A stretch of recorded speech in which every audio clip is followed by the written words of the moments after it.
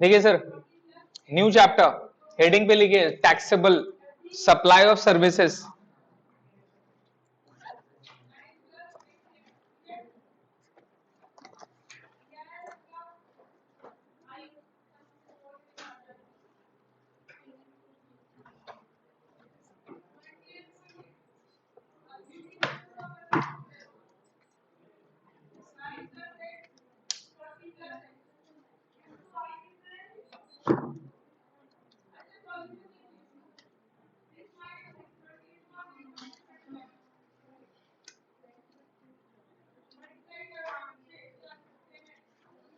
Sir मेरे को बताइए,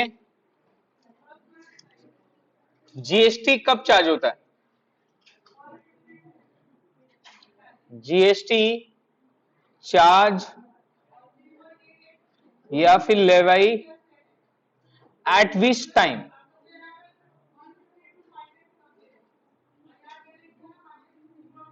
कब लगाएंगे जीएसटी? जब सेल होता है। क्या होता है? सेलर के लिए सेल होगा, परचेजर के लिए क्या होगा? परचेज। क्लियर है? अब आते हैं सर पॉइंट वाला बात में।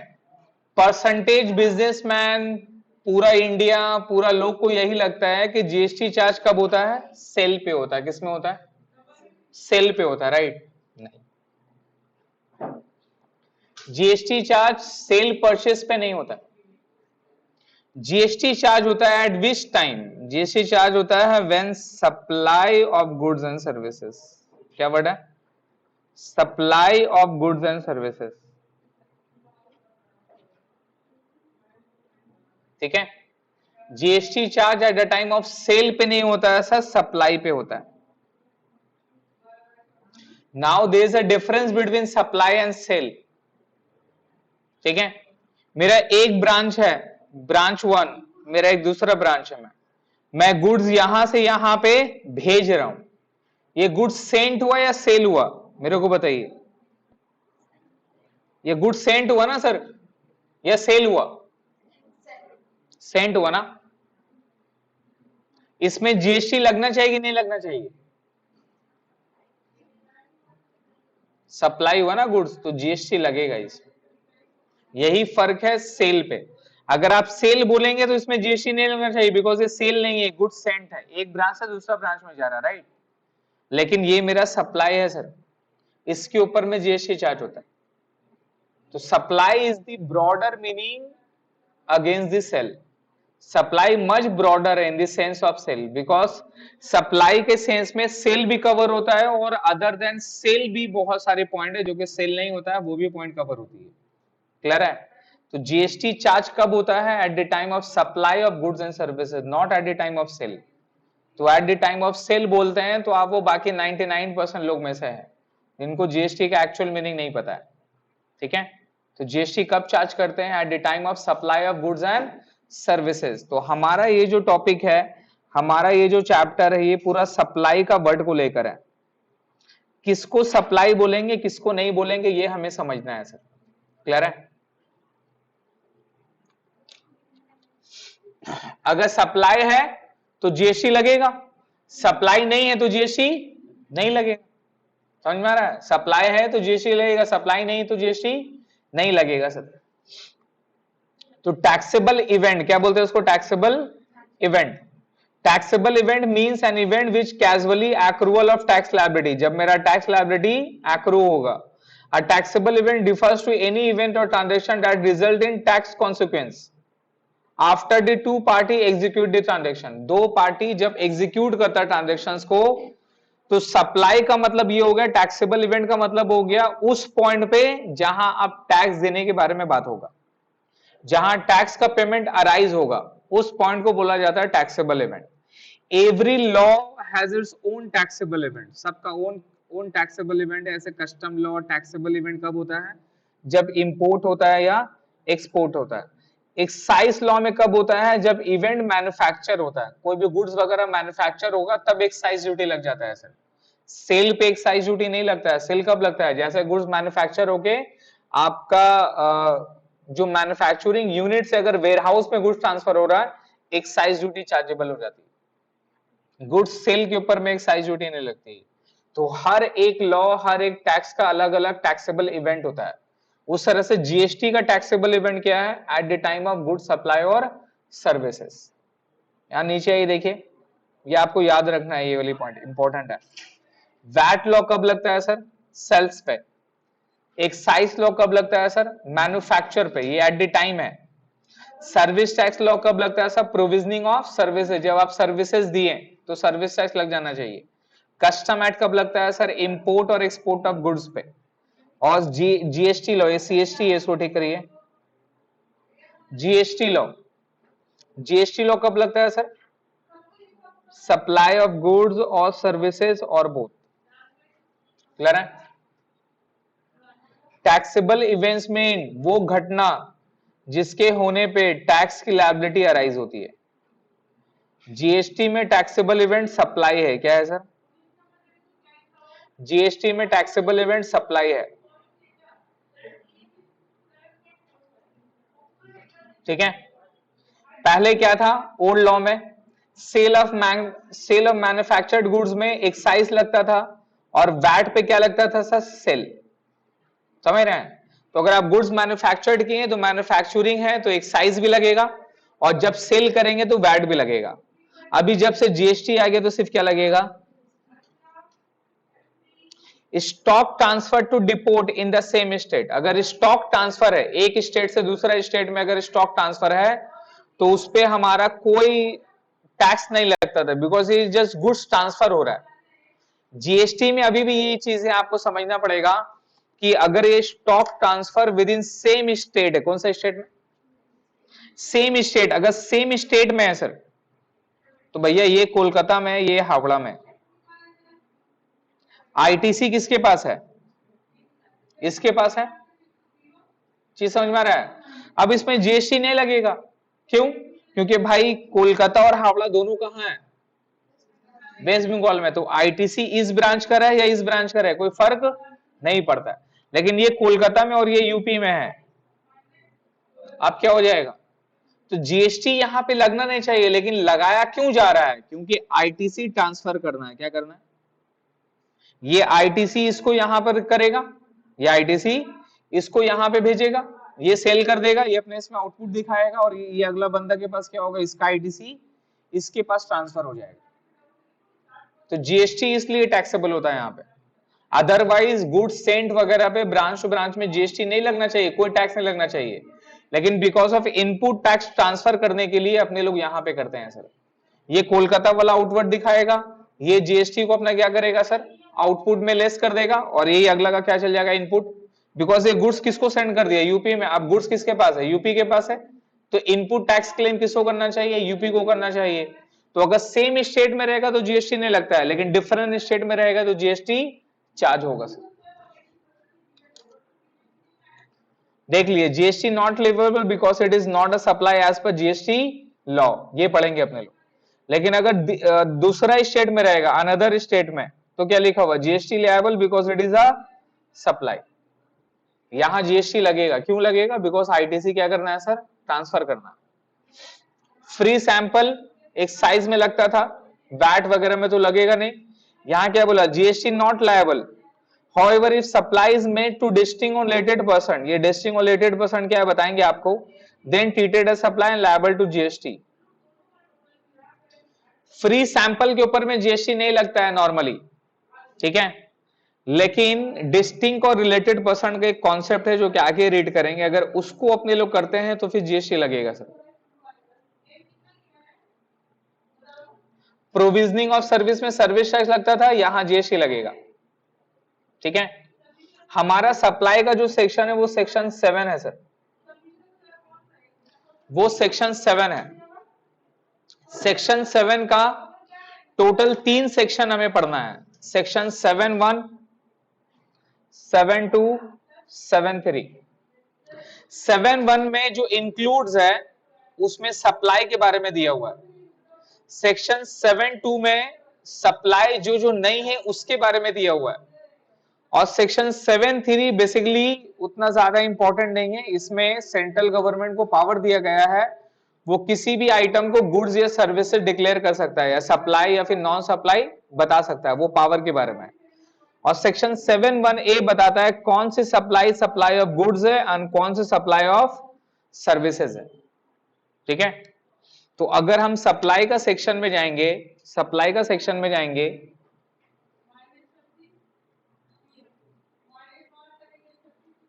सप्लाई के लिए सेक्शन क्या है, सेक्शन 7(1) में क्या है सर, सप्लाई जो है, जिस आइटम को सप्लाई अपने लोग कंसिडर्ड करेंगे, जिस आइटम को सप्लाई अपने लोग कंसिडर्ड करेंगे, वो सेक्शन 7(1) पे कवर होता है। 7(2) वाले सेक्शन क्या है sir, not a supply, not supply. Section 2 पे अपने लोग पढ़ेंगे वो तमाम ट्रांजैक्शन को जिसको सप्लाई नहीं बोलते हैं। एक बार फिर से बोल रहे हैं, जो सप्लाई नहीं है मतलब जीएसटी नहीं लगेगा, जीएसटी। तो ये इंपॉर्टेंस समझ में आ रहा है, क्या इंपॉर्टेंस है चैप्टर का। इसको समझ जाएंगे तो हमें पता चलेगा कि किस किस बिजनेस या किस किस एक्टिविटीज पे जीएसटी नहीं लगता है। तो 7(2) पे नॉट अ सप्लाई होता है। 7(3) क्या है, ये बेसिकली पावर दिया गया है। क्या दिया गया है, ये पावर ऑफ सेंट्रल गवर्नमेंट दिया गया है टू, ये सेंट्रल गवर्नमेंट को पावर दिया गया है टू अप्लाई कौन सा सर्विसेज या कौन सा गुड्स को, कौन सा ट्रांजेक्शन को लोग सप्लाई बोलेगा, नॉट अ सप्लाई बोलेगा। इसका ज्यादा कोई काम नहीं है। एक और सेक्शन है सेक्शन 7(1)(a). 7(1)(a) में क्या बताया गया है, इसमें बताया गया है भाई साहब किसको अपने लोग सप्लाई ऑफ गुड्स बोलेंगे और किसको सप्लाई ऑफ सर्विसेज बोलेंगे। ठीक है, किसको सप्लाई ऑफ गुड्स बोलेंगे और किसको सप्लाई ऑफ सर्विसेज बोलेंगे sir. Power of central government sir, power of central government.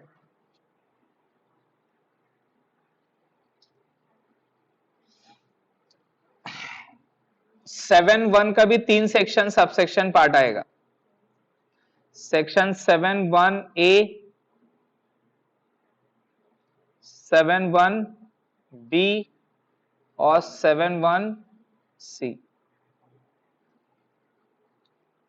तो ये चैप्टर, ये सारे सेक्शंस के ऊपर पे है सर। ये सारा सेक्शन कवर कर लेंगे, ये चैप्टर कंप्लीट हो जाएगा। ठीक है, तो 7(1) का 3 सेक्शन है, ए, बी, सी। इसमें ये तीनों सेक्शन में क्या बताया जाएगा, कौन सा सप्लाई है, कौन सा सप्लाई नहीं है। क्लियर है, आइए पढ़िए सेक्शन 7 पे आइए। Supply include the following, supply include the following, supply include the following में आपका फॉलोइंग में सबसे पहले क्या है sir, section 7(1)(a). Section 7(1)(a) में क्या बोला, all forms of supply of goods and services, all forms of supply of goods और सर्विसेज। जो बोल्ड किया हुआ मतलब वो इंपॉर्टेंट है। सच एज सेल, तो सेल भी क्या है, एक सप्लाई है, रिमेंबर। तो जीएसटी लेवाई किस पे होता है, at the time of sale पे, at the time of supply पे। दो सेल सप्लाई में इंक्लूड है, और सप्लाई क्या है, much broader meaning than sale है, because sale includes under supply से। तो आप सेल बोलते हो वो रॉन्ग नहीं है, लेकिन एक्चुअल वर्ड क्या होना चाहिए, बिकॉज सप्लाई उससे ज्यादा ब्रॉडर वर्ड है। ट्रांसफर भी इंक्लूड है, ट्रांसफर को भी क्या बोलेंगे, सप्लाई बोलेंगे। ट्रांसफर मतलब एक गुड्स था एक जगह से दूसरा जगह जा रहा है, ट्रांसफर बोलेंगे, उसको सेल नहीं बोलते, ट्रांसफर बोलते हैं, लेकिन वो सप्लाई में इंक्लूड है। बार्टर, बार्टर जानते हैं, एक दिया दूसरा लिया, एक दिया दूसरा लिया, जो पहले के टाइम में होता था, है ना। एक्सचेंज भी वही मीनिंग है, एक्सचेंज भी वही मीनिंग है, बार्टर को एक्सचेंज अपने लोग बोल सकते हैं। लाइसेंस, ये लाइसेंस क्या होता है, लाइसेंस क्या होता है, आपका गुड्स है, आपका चीज है, आप किसी और को लाइसेंस दे दिए हैं, क्या करने के लिए, यूज करने के लिए, है ना। बेसिकली 11 महीना के अंदर में अगर आप कुछ जगह को रेंट पे ले रहे हैं तो उसको लीव एंड लाइसेंस एग्रीमेंट बोलते हैं। क्या बोलते हैं, मेरा जगह है, मैं आपको लाइसेंस देता हूं, आप मेरा जगह में बिजनेस करिए, मेरे को इतना रुपया देना आपको। This is what leave and license agreement. कौन सा agreement, rental agreement more than 11 month का होता है, क्या होता है? रेंटल भी क्या इंक्लूड है सर? सप्लाई में इंक्लूड है। लीज भी क्या इंक्लूड है सर? सप्लाई में इंक्लूड है। डिस्पोजल, ये डिस्पोजल क्या होता है?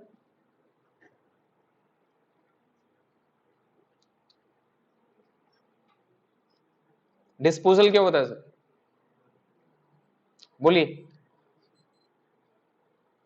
बहुत सारा टॉक्सिक मटेरियल रहता है बड़ी बड़ी कंपनी पे जो हार्मफुल टू द सोसाइटी रहती है, तो वैसा टॉक्सिक मटेरियल को हैंडल करने के लिए बहुत सारी अलग अलग कंपनी है जो डिस्पोजल एक्टिविटी यूज करती है।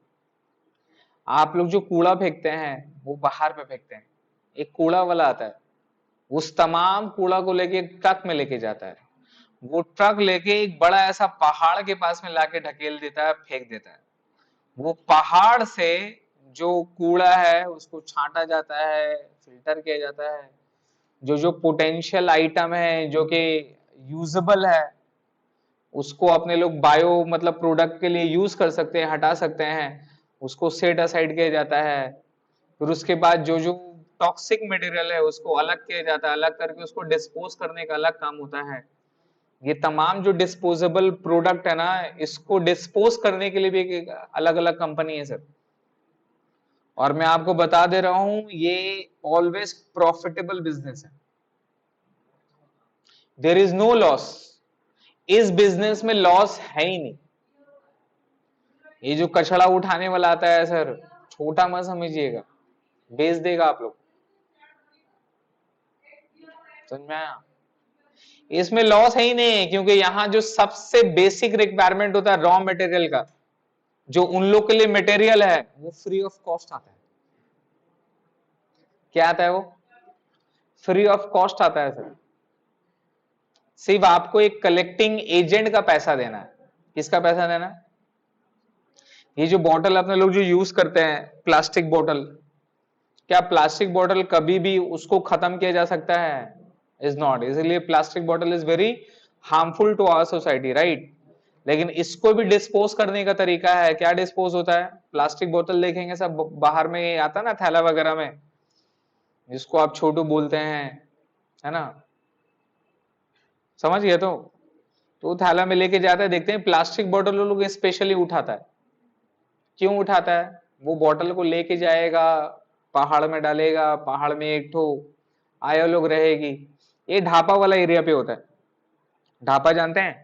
हमारे कैलकाटा में भी है, जिसको मैन मेड पहाड़ बोलते हैं उधर, मैन मेड माउंटेन। पूरा कूड़ा वगैरह का पहाड़ हमारे सिटी एरिया में ही है सर। मुंबई में जाएंगे तो धारावी वगैरह ये सारा जगह पे जो आप देखते हो ना, वैसा है। तो ये डिस्पोजेबल उन लोग का आइटम है सर। और वहां पे जाके छटाया जाता है, जितना प्लास्टिक बोतल वगैरह सब एक किया जाता है, वो बल्क में एकदम बड़े बड़े कार्टून वगैरह में जमा किया जाता है, जमा करके उसको ह्यूज में गाड़ी से भेजा जाता है मैन्युफैक्चरिंग इंडस्ट्री में। Manufacturing industry what they will do, they will recycle it. समझ में आया? नया बॉटल बनाने से अच्छा है पुराना बॉटल को पिघला के फिर से बनाया जाए, मटेरियल का कॉस्ट एकदम कम हो गया। इसलिए बोला जाता है प्लास्टिक बॉटल यूज नहीं करने का। क्योंकि सबसे ज्यादा जो प्रॉब्लम होता है ना हमारा, जो आप अगर गौर करोगे, आज से 50 साल 100 साल पहले इतना बीमारी वगैरह नहीं था क्या? बीमारी ये सब क्या है? ये सब नया नया बीमारी का नाम आप सुन रहे हैं, ये सब अभी आया है, पहले तो नहीं था। तो पहले क्यों नहीं था? बिकॉज पहले गंदगी वाले जो सामान थी वो अपने लोग यूज नहीं करते थे सर। पेपर प्लेट यूज होता था, पत्ता यूज होता था, जिसको आराम से आप कहीं पर भी फेंक दीजिए, वो क्या हो जाता है, वो एडजस्टेबल हो जाता है, वो नेचर उसको एब्जॉर्ब कर लेता है, एब्जॉर्ब करके उसको पोटेंशियल में खुद ब खुद लगा देता है। साइंटिस्ट लोग परेशान है, अभी साइंटिस्ट लोग ये प्लास्टिक लेकर आए, कितना प्रॉब्लम है देखिए। और वो प्लास्टिक यूज होता है मैन्युफैक्चरिंग इंडस्ट्री में, और जितना भी आप फिल्टर कर लिए जो भी कर लिए वो साफ नहीं होने वाला, उसके अंदर में जो जर्म्स है वो रहेगा ही रहेगा। और उसी चीज को आप बार बार बार बार बार बार यूज करते हैं, क्या होगा? बीमारी। बीमारी वैसा वैसा बीमारी 10 साल 20 साल में एक एक नया नया आ गया। जाके देखोगे गांव देहात वगैरह में जो लोग यूज करते हैं ना, उन लोग का फिटनेस और उन लोग का बॉडी और अच्छा रहता है। जबकि आप वैसे लोगों को थोड़ा नीचे नजर से देखते हैं, गांव पे रहते हैं, हम शहर पे रहते हैं, एटीट्यूड। लेकिन उन लोगों का लाइफ ज्यादा बेटर है सर आपसे। आपके पास बस पैसा है, पैसा का मतलब आपका लाइफ अच्छा है क्या? अभी लगता होगा आप लोग को, पैसा कमा लेंगे तो ये माइंडसेट खत्म हो जाएगा, समझे? मुझे भी लगता था आप लोग एज में मनी इज एवरीथिंग, पैसा चाहिए बेटा, ऐसा कुछ नहीं। देखिए सर नेक्स्ट में, बट ये चीज मैं जितना समझाऊंगा समझ नहीं आएगा। कुछ कुछ चीज क्या होता है ना, प्रैक्टिकल थिंग होती है। क्या होती? बोलने से समझ में नहीं आएगा, समझा? जब उस हाल में गुजरेंगे तब क्लियर होगा। बस उस वक्त मेरी बात को याद रखिएगा। गड्ढा होता है ना सर, अब हम जितना बोले गड्ढा इतना गहरा है, इतना गहरा है, इतना गहरा है, आपको समझ में नहीं आया कितना गहरा है, छलांग मार के देखिए, अंदर डूबिएगा तब समझ, हाँ सर सही बात बोल रहा था मेरा। पढ़िए सर नेक्स्ट में क्या लिखा हुआ है, मेड और agreed to be made for a consideration, underline करिएगा इस वर्ड को, for a consideration by a person in the course of furtherance of business. ठीक है, चार वर्ड यहां पर इंपॉर्टेंट है। कितना वर्ड? चार। Supply of goods and services, goods and number one supply of goods and services, मतलब ये सेक्शन गुड्स एंड सर्विस दोनों को कवर करता है। रिमेंबर गुड्स और सर्विस का वर्ड अपने लोग पढ़े, डेफिनेशन पढ़े ना गुड्स एंड सर्विसेज का। All the movable property except shares, money and securities goods होता है। सर्विसेज में all the things other than goods, money and securities are services. Clear है? तो गुड्स और सर्विसेज पढ़े तो पहला पॉइंट तो वो हो गया, गुड्स और सर्विसेज का डेफिनेशन में आना चाहिए। अगर गुड्स का ही डेफिनेशन में नहीं है तो सप्लाई भी, सर्विस का डेफिनेशन में नहीं है तो सप्लाई भी। तो पहला कंडीशन क्या है? गुड्स एंड सर्विसेज, तो गुड्स एंड सर्विसेज होना चाहिए। दूसरा कंडीशन भैया क्या किए हैं, या तो ये तमाम आइटम में से कोई भी एक होना चाहिए, है ना? या तो सेल के होंगे, एक्सचेंज के होंगे, बार्टर के होंगे। किस लिए? कंसिडरेशन के लिए। किस लिए? कंसिडरेशन के लिए। और पर्पस क्या था? इन the course of business, in the course of business. ये चार चीज अगर रहेगा, ये चार चीज अगर रहेगा तो भैया उसको सप्लाई बोलेंगे। क्या बोलेंगे? सप्लाई बोलेंगे। तो क्या वर्ड है? All form of supply of goods and services such as sale, transfer, barter, exchange, license, rental, lease और disposal, made or agreed to be made for a consideration, for a consideration by a person in the course or furtherance of business, in the course or furtherance of business। Business के लिए किया, किसके लिए किया? Business के लिए किया है तो सप्लाई है। अगर प्राइवेट यूज के लिए कर रहे हैं, किस यूज के लिए? प्राइवेट यूज के लिए कर रहे हैं तो सप्लाई नहीं है, पहला पॉइंट। बिजनेस के लिए कर रहे हैं, फ्री ऑफ कॉस्ट किया। क्या किया?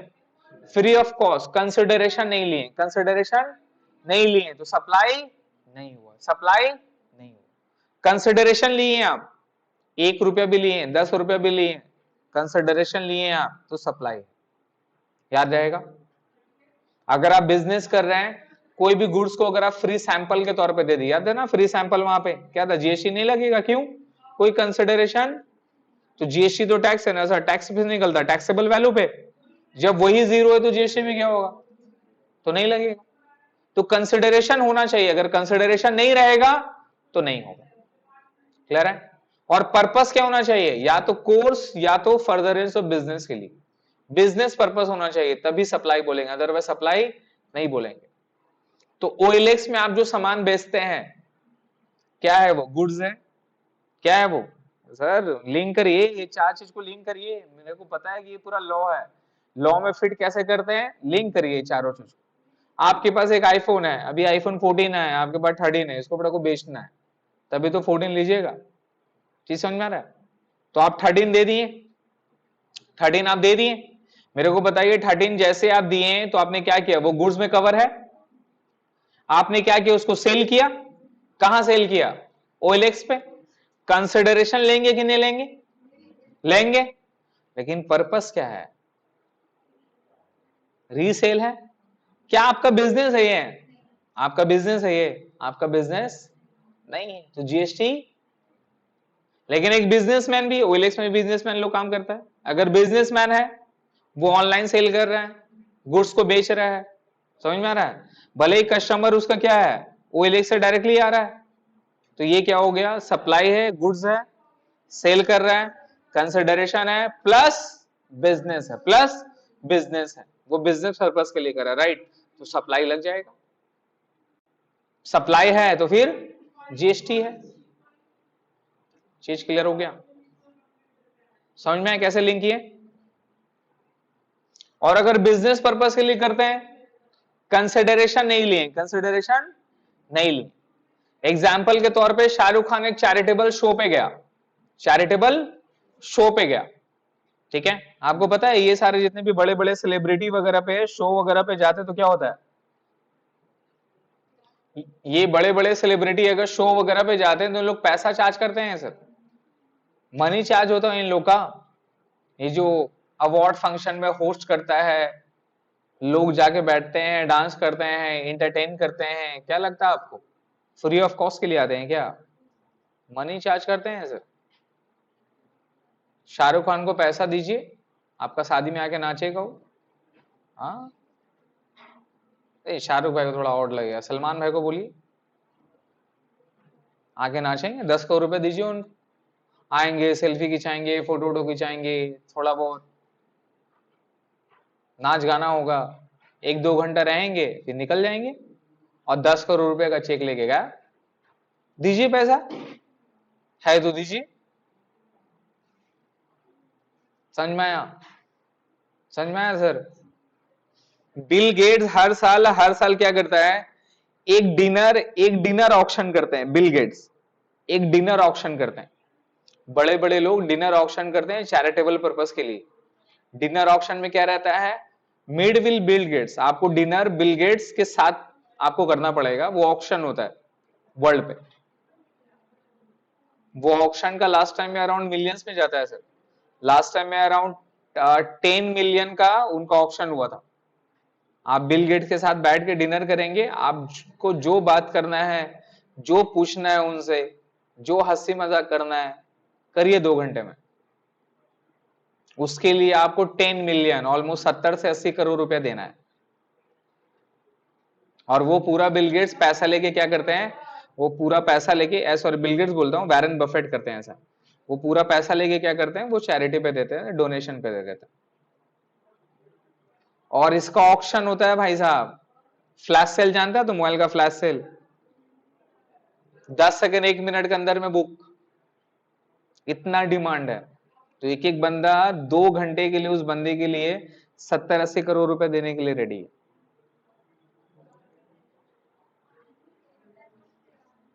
कहां है आप, क्लियर है। तो अगर अगर मान लीजिए कि ऐसे लोग हैं, ऐसे लोग हैं, तो क्या है, ये बिजनेस है सर, ये धंधा हो गया, ये धंधा हो गया सर, बिजनेस हो गया, तो ये इसमें क्या लगेगा, सप्लाई लग जाएगा। अगर प्राइवेट पर्पस के लिए आप कहीं पर गए हैं, एंजॉय किए हैं, मस्ती उस्ती किए हैं भाई साहब, गुड्स दिए हैं, जैसा शादी में भी ये सीजन है ना, आप गए शादी में गए, गुड्स है, गुड्स को क्या दिए आप, एक्सचेंज किए, गिफ्ट दिए, लेकिन क्या उसमें कोई कंसिडरेशन है क्या, बिजनेस पर्पस है क्या, कंसिडरेशन क्या बोलेंगे, भैया इतना का दिया सामान, बट इतना का खाना है, देख लो भाई साहब, 1000 रुपए दे रहे हैं, 1000 रुपए वसूल करना है, ये आपका माइंड पे है, लेकिन कंसिडरेशन इसको बोल सकते हैं क्या।